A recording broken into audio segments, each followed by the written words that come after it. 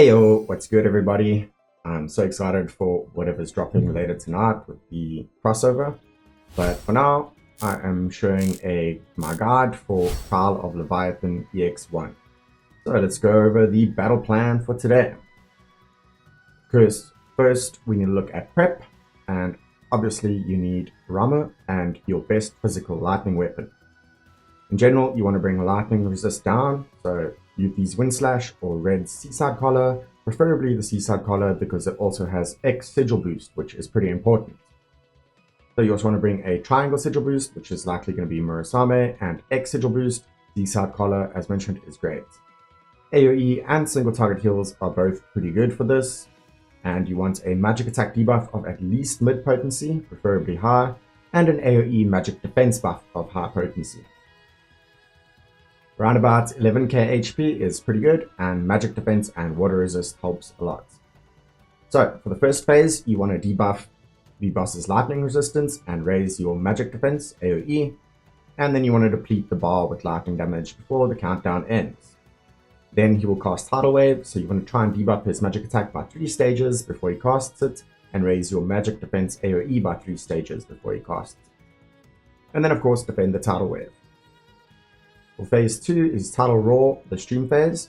What I like to do is allow my sigil boost characters to sort of handle the sigils on semi. And quick tip, avoid using defensive stance, but you can maximize the sigils broken with attack stance during the stream phase, since you won't do too much damage, especially if you have magic defense. Then you want to heal, buff, and debuff with your third character.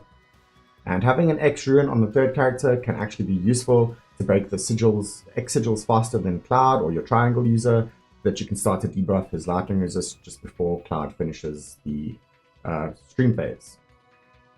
So then in the interrupt phase, you want to max out your lightning resistance debuff as soon as possible, then drop Rama straight after that. And straight after Rama, you want to go into full defensive. And that doesn't mean the stance, it just means heal, debuff his magic attack, and raise your AoE magic defense. Because afterwards he will cast 2 Briny Bellows, and they can be actually super dangerous and can actually be a run ender. So make sure you have already applied your magic defense buffs and magic attack debuffs, and you have single target cures ready. Because these Briny Bellows can actually be a run ender. Then he will start casting Tidal Wave again, so again you want to debuff his magic attack as much as possible, and buff your magic defense as much as possible before he uses Tidal Wave. And then once again defend it. For the third phase is the Great Aquatic Focus, and defensive limit breaks are actually pretty useful here.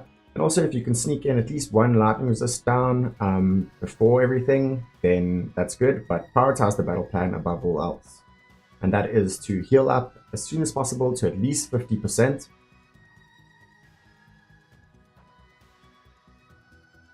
Then you also want to again allow your sigil boosters to deal with the sigils in semi. And use your third character to heal, buff, debuff, whatever they have available. Again, you have a little more time in the stream phase, so you can actually use manual to sneak in some heals, buffs, debuffs just before the interrupt, and that can make all the difference for your run. Then make sure your Rama is charged as much as possible for the interrupt phase. And in the interrupt phase, you want to do the same thing. Max out his lightning resistance debuff, then spam your lightning DPS. Also drop your limit breaks if you have offensive ones, and Rama to completely deplete the gauge so you don't get wiped out by Tidal Wave. Then after the interrupt phase, you want to of course heal up. Then you also want to debuff his magic attack again, and buff your magic defense after he uses Jaya Spume, because that lowers your magic defense quite a lot. And then be ready for another Briny Barrage and Bellow. So again, have your magic defense and magic attack buffs and debuffs, and have a single target cure ready to protect or heal up the guy that gets hit by Briny Bellow. After that, you want to keep on top of your heals, your buffs, and your debuffs. And then of course, defend the Tidal Wave. And then we reach the final phase, the final push. So here the boss is going to spam his Tidal Roar AoE ability. It doesn't do too much damage, so just keep up your heals and buffs. Not to max, just enough to survive. This is pretty important because you need to start DPSing. So again, of course, max out his lightning resistance debuff so you can max out your damage. And then spam lightning DPS and charge your armor. Defensive limit breaks are also great here because they can help you take the burden off yourself so you can focus on all the stuff you actually need to be doing. And then when they are ready, you want to drop your offensive limit breaks if you have them and armor.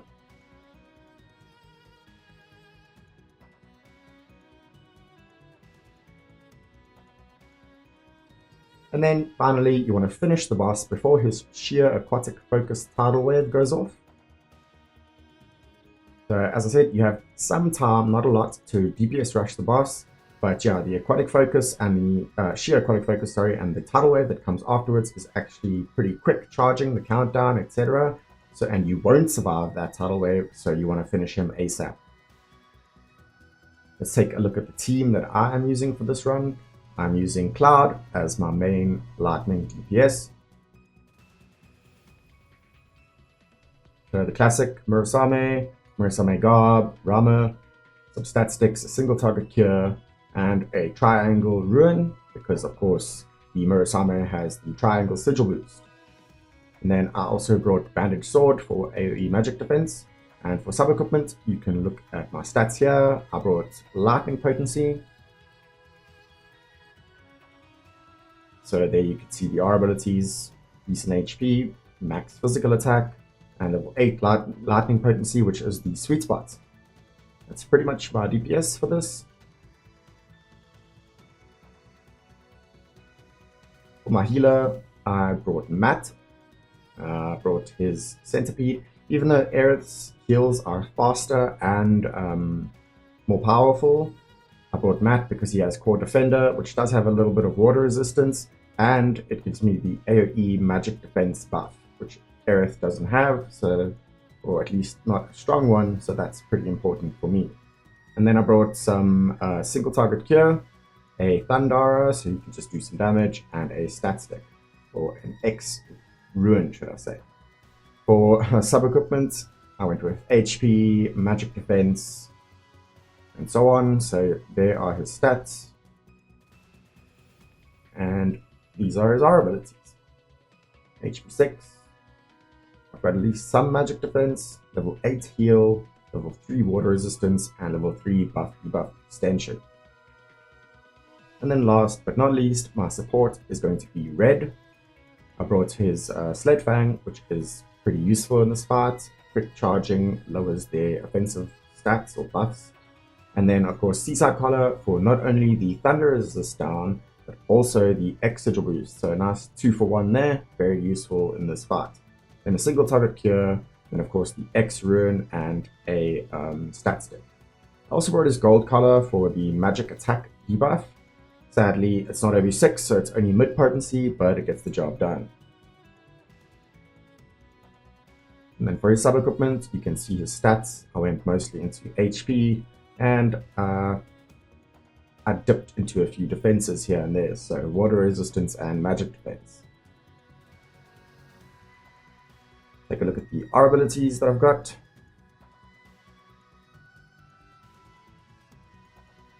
Level 8 HP and level 3 magic defense. Tiny bit of lightning potency and level 3 water resistance. That's pretty much it, so let's do the run. So I'm following basically my battle plan from the first section of the video, lowering his lightning resistance with Red, using Thunder Strikes with Cloud, and raising my magic defense with Matt.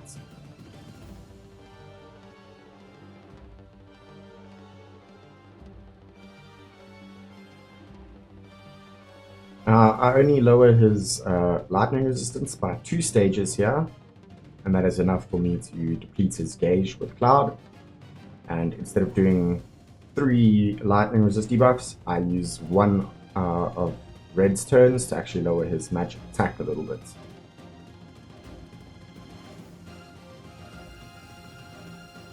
Other than that, pretty standard.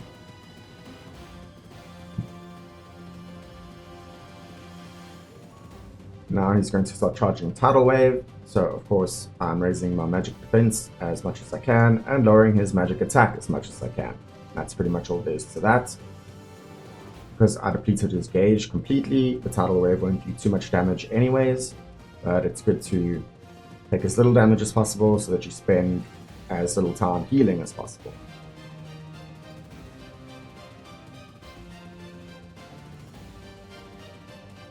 Now after defending this tidal wave, it won't be long until he goes into his stream phase.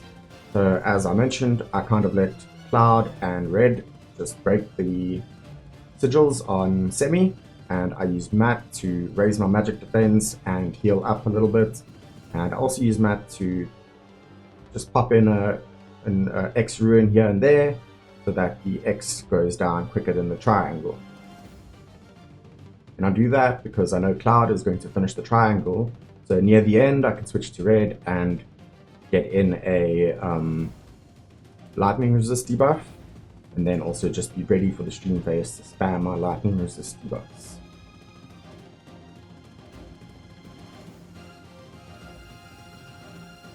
There it is, lightning resist down as much as possible. Once it's at 3 stages, I drop Rama.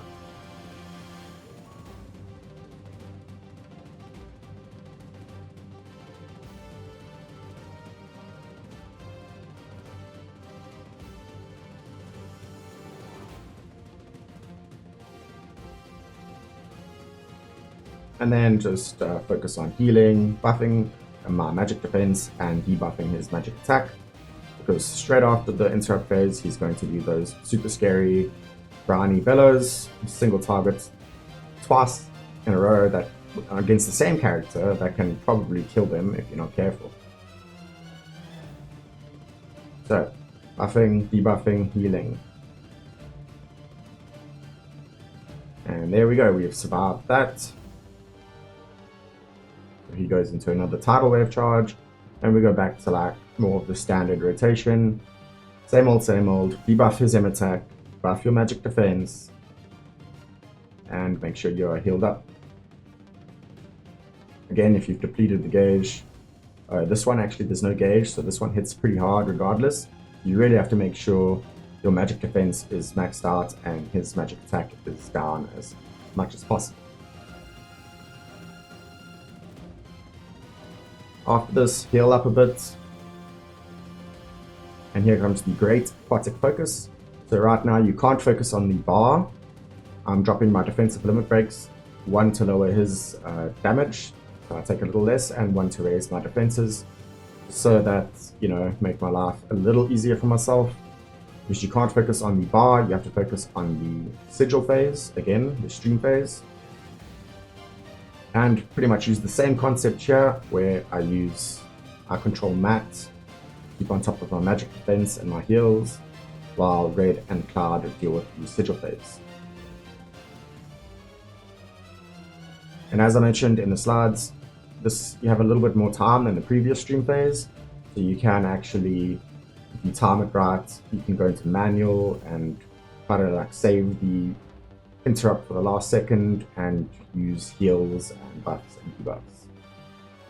Once you get into the interrupt phase though, same thing. Lower his lightning resistance max as soon as possible, spam your lightning DPS, and Rama when it's up so that you can get that gauge down, otherwise the tidal wave's just going to one-shot you.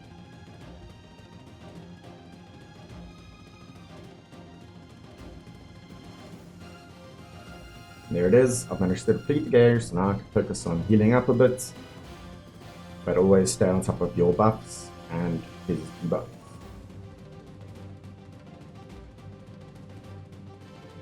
Gyrus Beam comes out, which again lowers your magic defense by quite a lot, so you want to be ready to get that back up to scratch as soon as possible.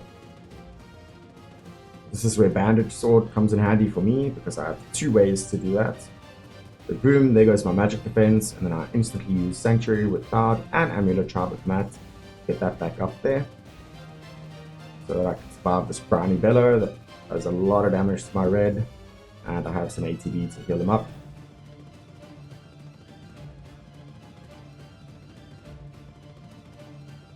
Heal up a bit more, and then the standard tidal wave scenario comes. So buff your magic defense, debuff his magic attack, blah blah blah. And of course, if you manage to deplete the gauge, you should survive.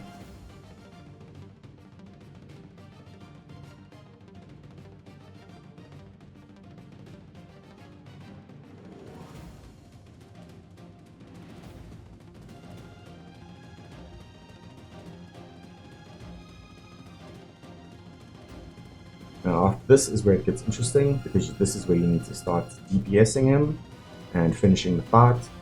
So try to heal up, but as mentioned, just as much as you need to survive. Don't try and heal to full, because you need to use your ATB to DPS him. So he's going to spam Tidal Roar. It doesn't do too much damage, especially if you have magic defense buffs. Use your Cloud to spam Thunderstrike. I'm again using my defensive limit breaks to make my life easier, but I can focus on what I need to do, and that is to get his lightning resist down as much as possible with red, and to spam Thunderstrike as much as possible with Cloud to not only do damage, but also to charge my Ramu, so I'm ready to finish him. You can even use your healer here to do a bit more Thundaras to help you with DPS if you need to, if you can afford to. You know, as long as your magic defense and health is enough to survive. Might take a few tries to kind of get used to knowing how much is enough to survive, but I can't really help you with that.